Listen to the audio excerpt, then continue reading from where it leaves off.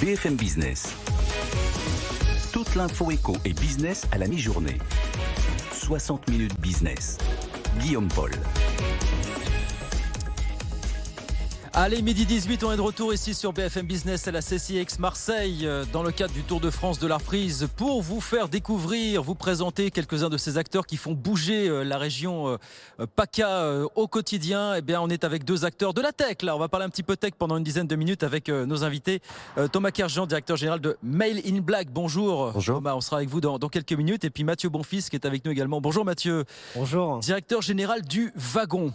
Alors on est sur deux entreprises là qui sont des références dans la région. Vous, c'est le codage. Vous dirigez le Wagon, une école de codage de renommée internationale, on peut le dire véritablement, Mathieu. Oui, c'est tout ça. à fait. Alors, je dirige le Wagon aujourd'hui en région PACA. Effectivement, le Wagon est une école de code qui propose des formations intensives, très important, la notion d'intensif. C'est 9 semaines. 9 semaines, oui, exactement, en développement web et en data science, avec un credo et une mission qui est de former le plus grand nombre sur des compétences numériques pour permettre de se lancer dans les métiers du numérique ou d'évoluer dans des carrières numériques. Ces codeurs, effectivement, dont on manque cruellement. Vous savez que tous les jours ici, on donne la parole à des entreprises qui recrutent et rares sont les jours où on ne nous réclame pas des codeurs sur BFM Business.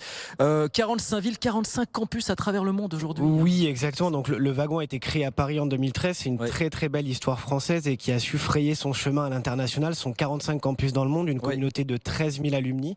Et effectivement, dans la majorité de nos pays d'implantation, c'est particulièrement vrai en PACA. On répond à des besoins d'entreprise sur ces métiers en tension. Aujourd'hui, il faut savoir qu'un étudiant qui fait le Wagon à Marseille ou à Nice a un taux de retour en activité de 90%. 90% aujourd'hui. Après 12 mois de post-formation. Mais là, vous vous adressez à tous les publics, aussi bien les salariés d'entreprises en place, en poste, que des demandeurs d'emploi. Oui, tout à fait. Sans distinction de diplôme aussi. Exactement. Pas de condition d'âge, pas de condition de diplôme. On a une fourchette d'âge de 25-45 ans et on va travailler avec des demandeurs et demandeuses d'emploi ou salariés en reconversion professionnelle. Et là, dans la région, c'est deux campus. Il y a Marseille, il y a Nice qui a ouvert il y a quelques mois, je crois, apparemment. Marseille ouvert fin 2015, Nice ouvert en 2021 et on sent la dynamique numérique qui pousse en région PACA. On est très heureux de cette ouverture à Nice également. Vous dites c'est un projet de territoire en fait, d'être venu ici, d'avoir commencé à Marseille, en région PACA tout du moins, c'est un projet de territoire. Ça veut dire quoi un projet de territoire? Alors, comme je le disais, le Wagon initialement a été créé par les fondateurs à Paris en 2013 et nous, on a décidé de s'associer pour lancer la filiale en PACA. Projet de territoire dans le sens où le numérique a besoin de talents. Un territoire est attractif quand il a des talents qui sont formés et le fait de contribuer à cette formation permet aux entreprises d'aller recruter et de trouver les talents localement et de pas nécessairement les faire venir de l'extérieur. Je voyais un chiffre, quelques 70 000 emplois en région. La région PACA est la deuxième région la plus numérique.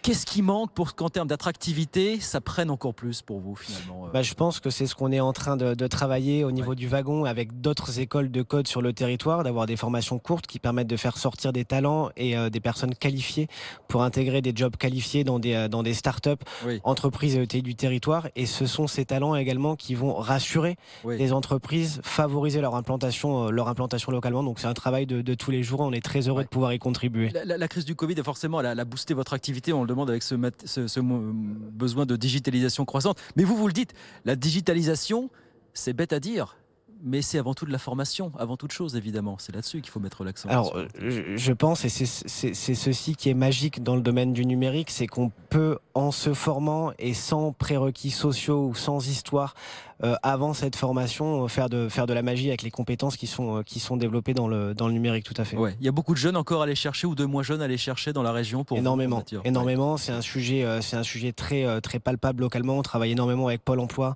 où les missions locales, notamment pour les publics bac et infra-bac, qui peuvent trouver par le numérique la voie d'une insertion sociale et professionnelle très rapide. Et c'est encore une fois la magie du numérique qui permet de travailler cette inclusion sociale également. Vous recrutez. Alors on a une séance recrutement dans cette émission plutôt en deuxième partie d'émission, mais je ne sais pas si vous recrutez, si vous cherchez les talents. Aujourd'hui, Mathieu, si c'est l'occasion, on vous donne quelques secondes pour nous faire passer le message. On a recruté au cours des 2 dernières années. On a eu 3 exercices avec 100% de croissance sur nos 3 dernières années. Et là, on est dans une phase de stabilisation, de consolidation de nos effectifs. On a 2 postes ouverts au recrutement aujourd'hui. Bon, Mathieu Bonfils, PDG du Wagon, école de code de renommée internationale. On le rappelle, 45 villes dans le monde, 45 campus à travers le monde, quelques 12 000 étudiants déjà formés.